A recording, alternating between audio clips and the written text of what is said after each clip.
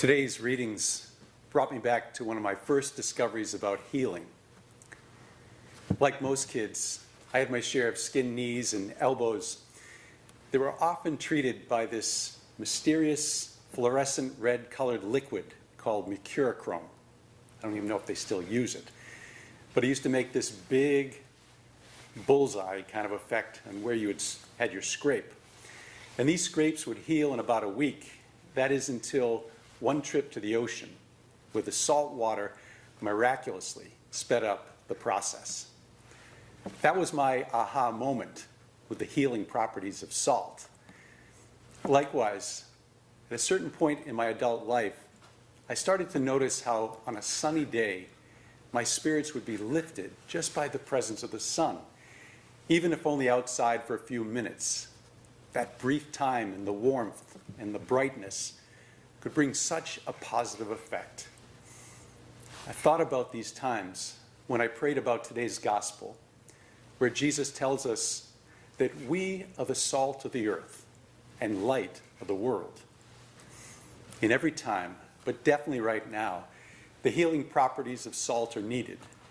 And so too is the hope and the clarity of vision that comes from the light of Christ. But maybe you feel like you're running low on both. Perhaps you even feel like the woman who Elijah asked for help. Your oil and flour supply or trust is nearing the bottom of the jug. And perhaps you're feeling discouraged or anxious. My brothers and sisters, if we're called to be the salt and light to our families and neighborhoods in the world, what do we do when we're running on empty? The answer is the same as it was for that woman. Be not afraid. Trust in God. Stay close to God. And stay close to people like Elijah, who can both challenge and encourage us. For it was against all the odds that woman listened to the message of God through Elijah. And the good news is that we have that same message from God in today's reading. A message of challenge and a message of hope. And a message of purpose, to be salt and light for others. I'd like to invite you to join me in reflecting on two questions.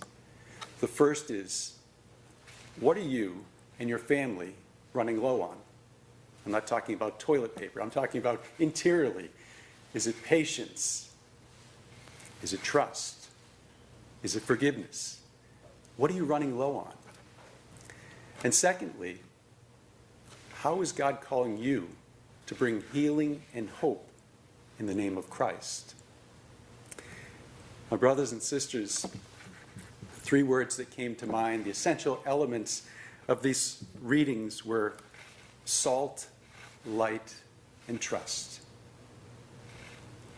Let's think about these. Let's pray about them.